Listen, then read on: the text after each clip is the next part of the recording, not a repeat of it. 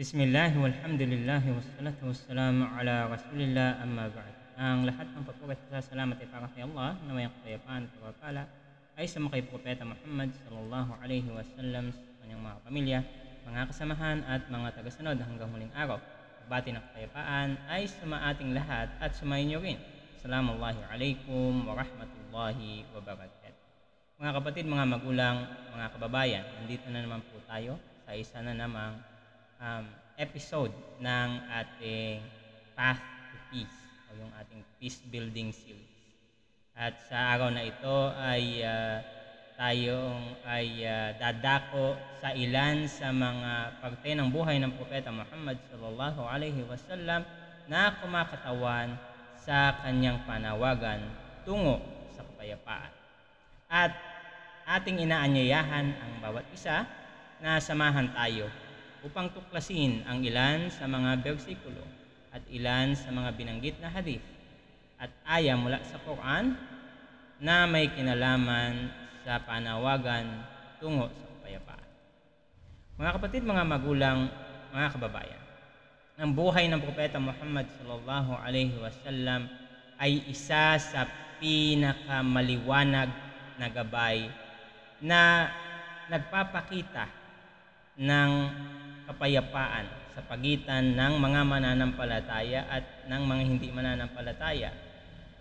At atin itong simulan sa pamamagitan ng pagbanggit ng isa sa mga bersikulo ng banal na Quran. Sinabi ng Allah subhanahu wa ta'ala sa Suratul Hujurat, verse 30, Ya ayyuhan nas, inna khalaqnakum min dhakarin wa untha waja'alnakum syu'uban wa qaba'ila lita'arafu. O kayong mga tao. Pag sinabing o kayong mga tao, ibig sabihin nananawagan si Allah subhanahu wa ta'ala sa sangkatauhan, hindi lamang sa mga Muslim. Kristiyano man o Hudyo man o kung ano man ang iyong relihiyon na pinanggalingan, nananawagan ng Panginoon na magmuni-muni sa bersikulong ating babanggitin. At ano ba ang taglay na mensahe ng bersikulo? Tunay na nilikha namin kayo mula sa lalaki at sa isang babae. At mula dito sa dalawang pares na lalaki at babae na ito ay sumibol ang mga grupo ng mga tao, ang mga tribo ng mga tao, ang mga nasyon. وَجَعَلْنَاكُمْ شُعُوبًا وَقَبَائِلَ لِتَعَارَفُوا. Bakit nagkaroon ng nasyon? Bakit nagkaroon ng mga tribo?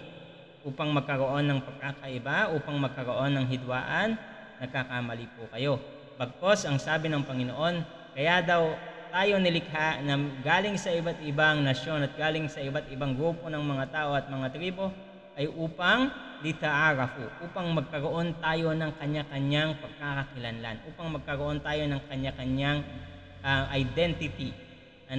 Because being diverse also gives us an opportunity to have different identities.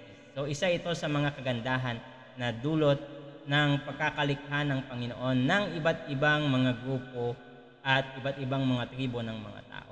So, sa madaling salita, ang pananaw ng Islam sa pagkakaiba ng mga tao, pagkakaiba ng lugar na kanilang pinanggalingan, ng mga salitang kanilang ginagamit, ng kulay ng kanilang mga balat, at ng kanilang mga itsura, ay hindi nangangahulugan ng pagkakaroon ng pagkakaiba bilang kapwa-tao. Bagkus, ito ay bilang paraan lamang na magkaroon ng pagkakakilanlan ang bawat isa. At isa mga pundasyon sa pananampalatayang Islam na upang maintindihan ng tao yung kahalagahan ng pagkakaroon ng pagkakaiba.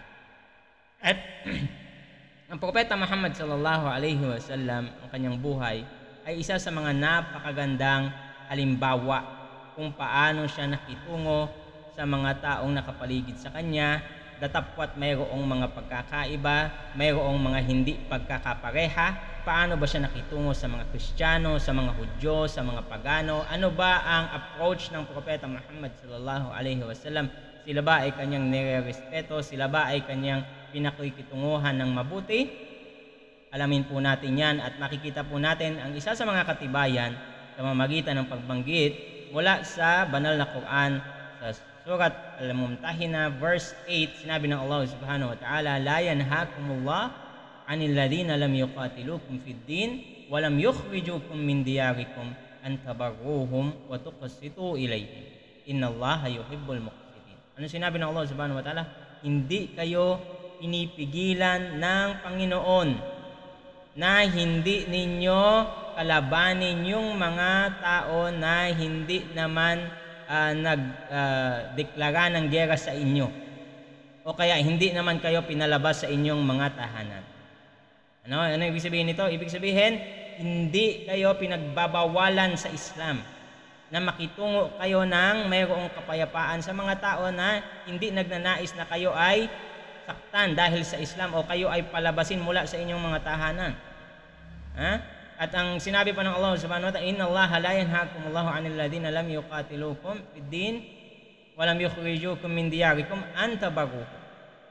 Hindi kayo pinipigilan ng Panginoon doon sa mga tao na wala namang ginagawa ng masama sa inyo na kayo ay makitungo sa kanila ng mabuti at pakitunguhan sila ng may katarungan. Wa tuqsitu ilayhim.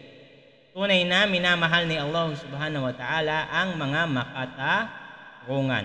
At ano ba sa buhay ng Propeta Muhammad sallallahu alaihi wasallam, o ano ba sa kanyang mga halimbawa ang magpapatunay na ang Islam ay nananawagan sa kapayapaan at pagkakaisa ng iba't ibang uri ng mga tao? Napakasimple na lang, bigay na lang natin yung ilan sa mga halimbawa sa kanyang pamumuhay nung siya ay nabubuhay pa, yung kanyang pagpapadala ng mga emisaryo ng ilan sa mga mananampalataya doon sa Christian Kingdom of Habasha. Pinapunta ng Propeta Muhammad sallallahu alaihi wasallam ang mga mananampalataya doon upang doon sila manatili at maging payapa.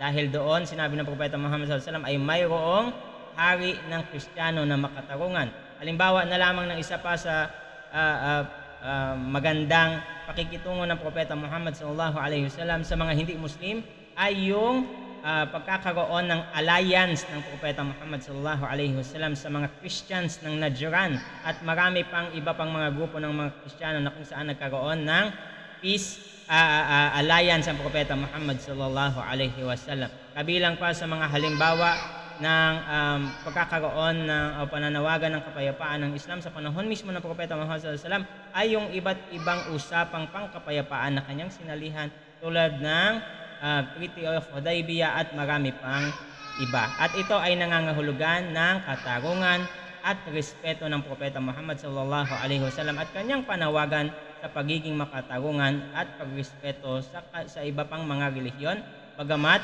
hindi sila sabihin natin hindi parehas ng pananampalataya.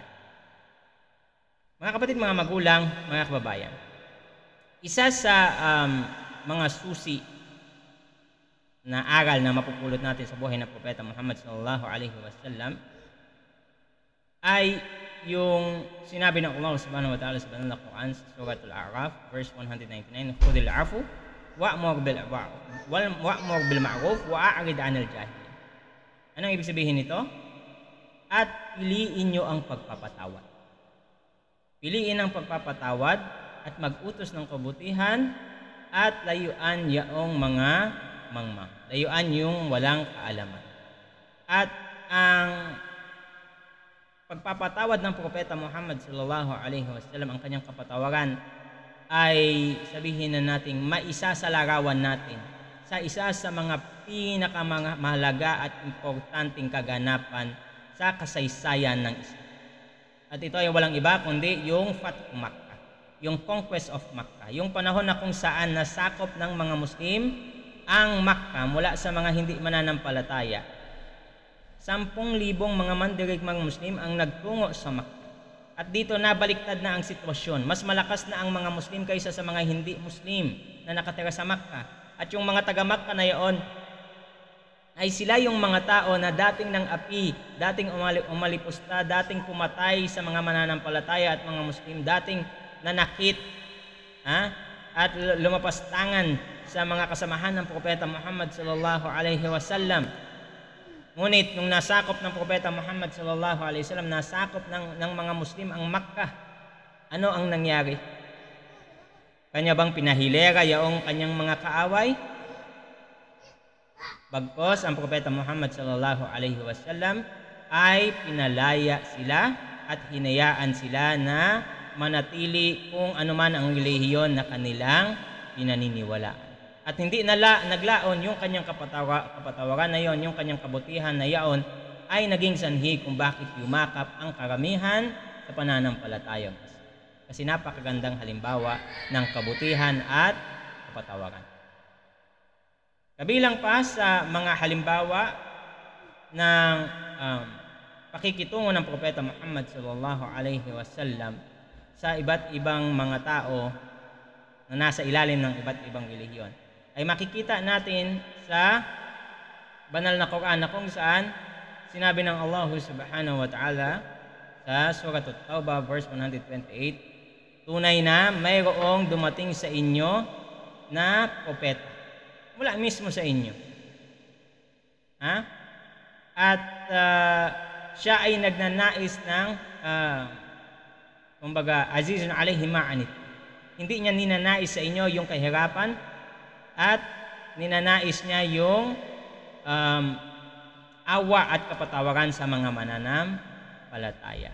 So, dito makikita natin, napakadami pa actually, napakadami pang iba ng mga bersikulo sa banal na Quran, ng mga parte ng buhay ng Propeta Muhammad sallallahu alaihi wasallam sa kasaysayan ng Islam na nagpapakita ng kapatawaran at panawagan tungo sa kapayapaan.